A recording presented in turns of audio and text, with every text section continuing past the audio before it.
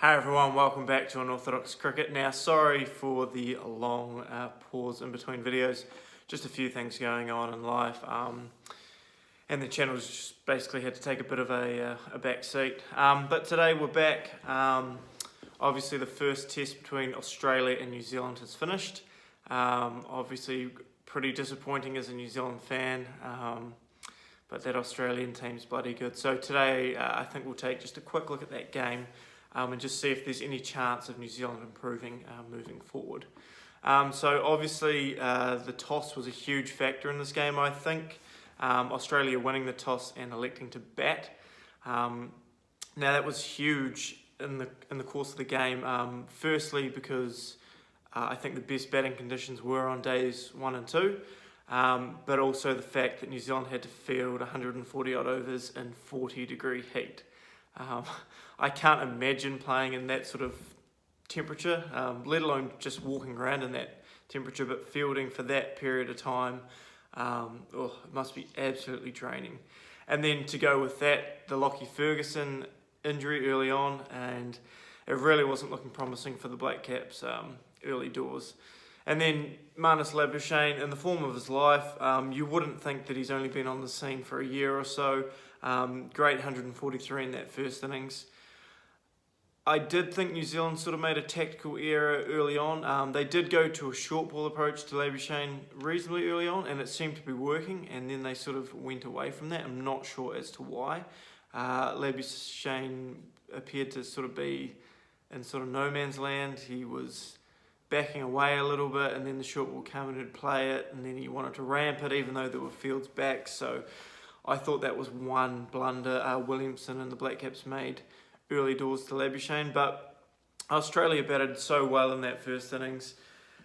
I think they knew the whole time they just wanted to bat time, really grind the Kiwis down in conditions that are completely foreign to them. 40 degrees, the racetrack out the back was on fire.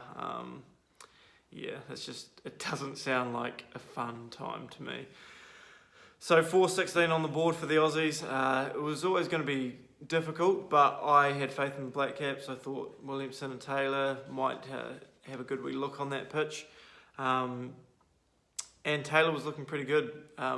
Batted quite aggressively. He looked to counter-attack. And then Steve Smith took an absolute blinder to get rid of Kane Williamson. And I think that was a huge moment in the match. Williamson was looking pretty good, and to remove him in that fashion really set the Aussies alight, and the Kiwis sort of folded over pretty quickly there in that first innings. So it was pretty disappointing to get rolled. There were a couple of unlucky dismissals, like getting strangled down the leg side, but yeah, for me, Jeet Raval's got to go. It's harsh. I did have a lot of faith in him, especially when he first came on the scene. Had been around the domestic circuit for a long time, and he had been known to soak up a lot of balls and really just grind that new ball into the dirt. However, since he's been playing for the Black Caps, he has done that to an extent. However, some of the modes of dismissal he's been getting out to, it's just not acceptable for a guy who you'd want just to soak up 200 balls, maybe pick up 80 runs, and just take the pressure off that the middle order. But in the England series, he got out slog sweeping a couple times. It's pretty unforgivable. He should know what his role is. If he gets a good ball and nicks off or gets bowled, fair play. But when you're playing shots that aren't really part of your game, that's when it becomes a little more concerning. So for me, especially for the second test in Australia, I would definitely leave out Jeet Raval. I know the Black Caps don't have a specialist opener over there. However, I would give Tom Blundell a crack at the top. Now, he's not an opener, but he's not going to do worse than Raval. And give him that freedom. Don't put any sort of pressure on him. He's a young guy. He's been in the squad for a long time now. Just say, go out there, do your best, mate, and don't hold it against him if he fails. There's always going to be an opportunity in the middle order at some point for him, so give him a crack at the top. If it works, it works. If he doesn't come off, he's probably done just as well as Raval anyway. But it is situations like these that can create a player. He could go out at the top and succeed and be New Zealand's test opener alongside Tom Latham for the next 10 years. So I think it's worth a gamble. Raval sort of proved he's not sort of up to it, so it's time for New Zealand to take a wee gamble there. The only other options for New Zealand is to fly someone over. However, I don't think they're going to do that mid-series. Coming into Christmas, whoever goes over is not going to be sort of acclimatised to those conditions.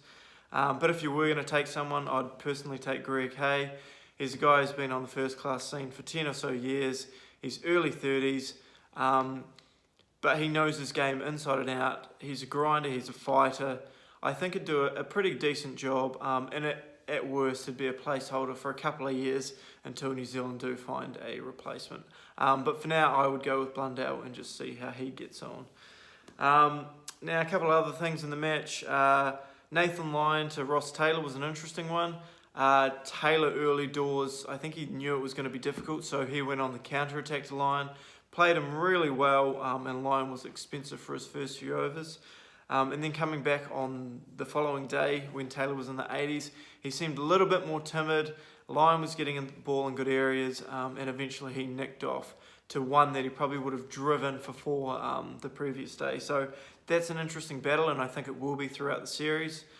Yeah, and the other notable points from the match, Mitchell Starc obviously bowled fantastically, picked up 10 wickets, 5 in each innings, well deserved. But I think for the series moving forward, there's going to be a lot of short balls. We saw from the New Zealanders, it worked really well to Labuschagne, Steve Smith. Particularly in their second innings, I think 7 wickets fell to the short ball. And they're not hiding what they're doing. They set the field accordingly, keep banging away. And it just appeared in that second innings that the Australian batsmen got a little bit frustrated or bored, or they were just trying to up the run rate, so they ended up playing the pull shots and things like that, and ended up getting out. And then in New Zealand's second innings, the Australians seemed to adopt very similar fields and very similar tactics, and that sort of worked out for them in the end as well. So it's going to be a really interesting series. I think New Zealand will bounce back in the Boxing Day test. I think the toss is huge yet again. I think any time in Australia, you've just got to bat first, even if there's a touch of green. You've got to bat first, and that's probably another thing the ICC needs to look at. It's been talked about for a while now, is the coin toss. But yeah, I think the coin toss was a huge factor in the first test.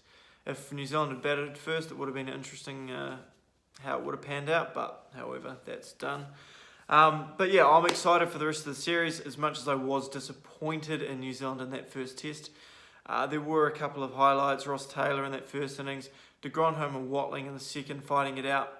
But obviously a couple of changes are needed. It would be good to get Trent Boult back in the mix.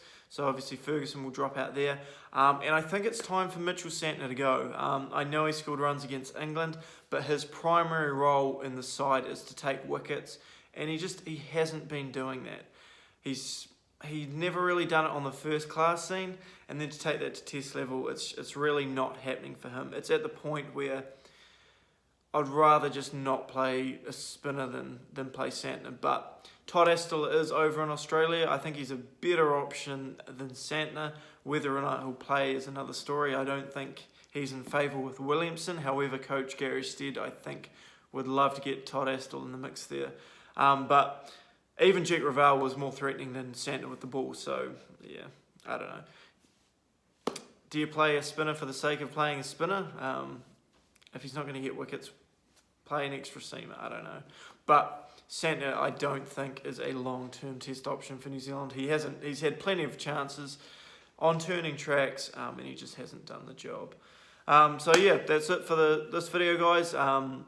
Sorry about the break yet again. Hopefully you guys are still interested in my content. If you are, let me know in the comments. Let me know how your own season's been getting on.